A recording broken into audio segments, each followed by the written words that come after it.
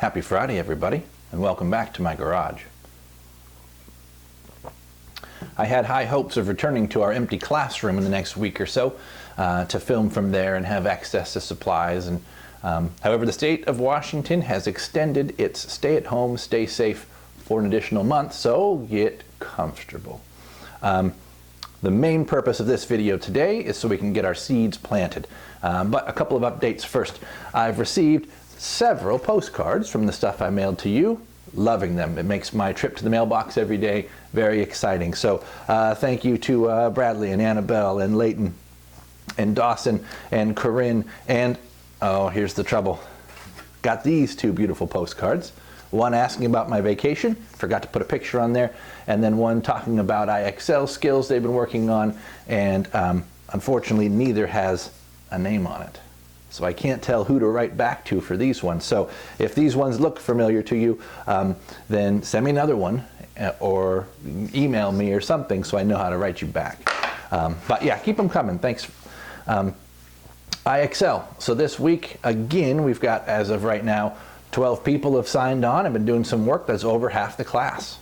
That's great. That's a good job, you guys. And for all of the week, up until this morning, Gabe was in the lead. He got off to a big start, but Evie has now caught him as of this morning, and she's over 500. But for those folks who have been logging on, those like Annabelle and Tanya and Jude and River and Olivia and Leighton and Joey, Logan, Eris, Bradley, as well as, of course, Gabe and Evie. So keep up the good work. Now let's talk about planting seeds. When I last left you, I mentioned that something plastic that could be holes poked into it would be our ideal planting vessel. While it still would be ideal, I'm kind of changing my mind a little bit to make it easier for what we're doing, which is kind of a house science project situation. If this was at school, I would have all the supplies for you. However, now you are rummaging around your house to try to find something that's going to work. So the trouble with poking holes in the bottom of the vessel would be when the water comes out, where does it go? So if you just poked holes, watered it, put it on the windowsill, you'd have a destroyed windowsill in no time. So if you do have one that's got some holes in it, a plate from your cupboard, I found these trays in my recycle bin as well. They could sit in there and do just fine. However, I think to make it easier, I'm not going to poke holes in mine. My guess is that most of us won't have that drainage system set up, and so to make it easier for everybody, I'll go along with you. I did decide to use the bottom of that milk carton. I think the wax paper is going to be good, plus it's big enough. I'm going to plant as many of my seeds as I can, and I've got a second one here too for my other plants. So you need to locate the thing you're going to plant in. You need, of course, find your seeds, and then we need to talk about dirt. Most of us don't have a large supply of excellent potting soil. However, I'll show you what I did around my house because I live in an area where there's a lot of sidewalks and road and not much dirt and grass. So in my neighborhood, it's a lot of houses close together, a lot of sidewalks.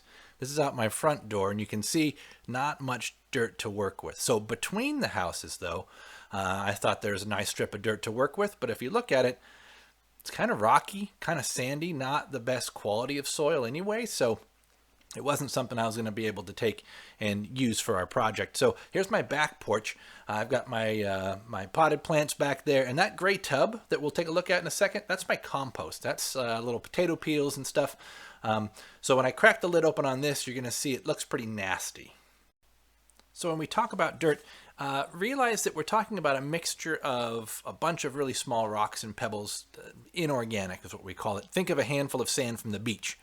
Oh, that's gross.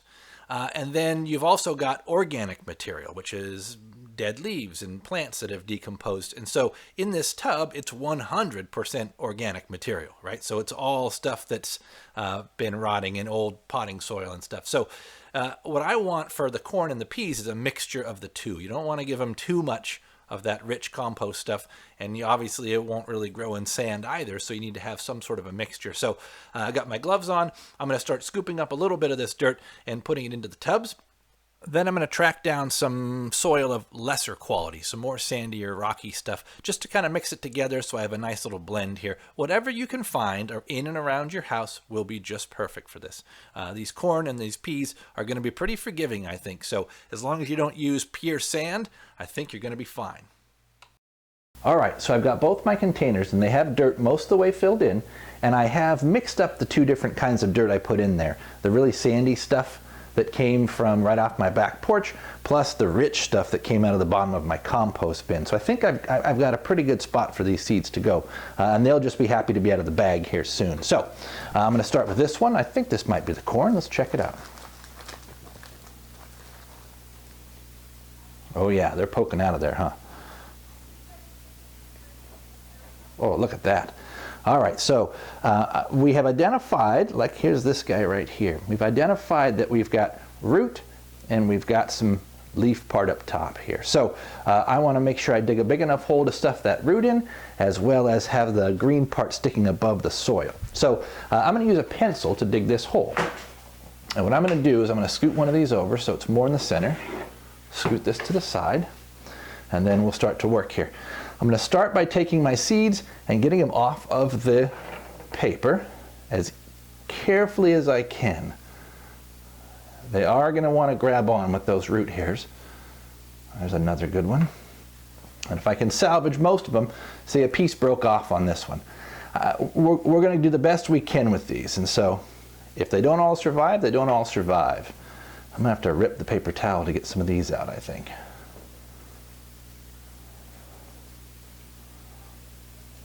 You might have some same troubles I'm having here as they poked through the paper towel. And I got him out. And this one. Okay. So what I want to do is I don't want to put them right next to each other, and so I think I'm going to put them in the corners. And so that's where my pencil comes in handy. I'm going to use the pencil to dig myself a hole for the root to go in. And then I'm going to carefully stuff that down in there, enough so that the kernel itself is barely underground. And I'm going to use the pencil again to kind of somewhat pack it in. And I've got one done. I'm going to do the same with the others. Poke a hole. Make sure you get the root side. Remember, the root side's going, and it's got these little hairs on it. And it looks like the leaf side is thicker and got some green. So this I'll stuff down in there as carefully as I can. It's not going to be perfect, but it'll be better than a plastic bag for these guys.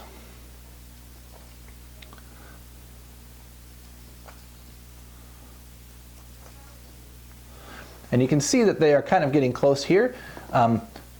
Once they are set on a windowsill, they'll start to straighten up, because remember, plants need three things. They need some dirt to sit in, they need some water, and they need sunlight.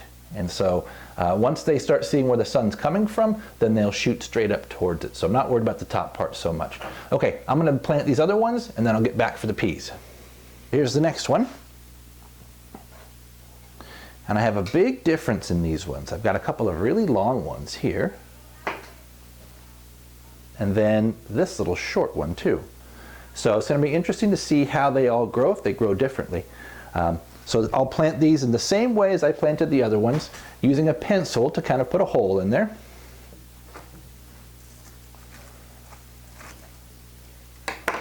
And then I'll try the long one first. His root is not going to fit all the way. You can see it's almost as big as the whole pot. So if I get him in there, I can kind of poke the root down without breaking it so much and pile stuff around best I can. Now that all four of these are planted, as well as my corn, I think I'm going to take a Sharpie and label the containers. Not that I think I'll have much trouble figuring out the difference between the two, especially once they start growing, but just to be more scientific. Now that I've got all of my seeds planted, it's time to get them the other two things they need to survive. Remember, a plant needs dirt, and I use the term dirt loosely because we could get into hydroponics and seaweed and all that stuff too, but for the most part, dirt, sunlight, water. They've got their dirt. They're going to need that sunlight and water next. I'm going to put these in a windowsill where they can get, not necessarily, they don't need to get baked with direct sunlight, but they will need some light. And as far as the watering goes, remember, we don't have holes in here, so we're going to have to be careful. I'm going to water them every couple, 2 or 3 days. I'll stick my finger in the soil. If it feels moist, don't put any more water in. If it starts to feel dry, put some water in, but not a ton. You don't want them sitting in mud. Lastly, this situation is not fantastic, right? Sometimes it can be frustrating. You're stuck at home. You're watching videos of a teacher online trying to do a project, but you can't actually ask me a question straight up. It's weird, it's frustrating, it's stressful for families. Just know that for your families, it's the same way. For your parents and grandparents and uncles and your friends who you can't go see, we're all kind of going through this together. In fact, most of the country's going through this together, and a lot of the world is going through this together. So when I get pictures from families of, let's say, River using a tape measure, just like I was using, or I see Corinne sipping coffee right along with me in a video, that makes me feel good. That makes me feel like there are people who are making the best of a bad situation or a difficult situation. And so that makes me feel good, because that's kind of one of the keys of life, right? You don't always have control over what's going to happen to you, but you do have control over how you react to that. And so when I see people doing that, it makes me think that people are making the best of a weird situation. So that's all we can do. And it looks like we're going to be in our houses for another month. So stay safe, wash your hands, make the best of the situation. I too.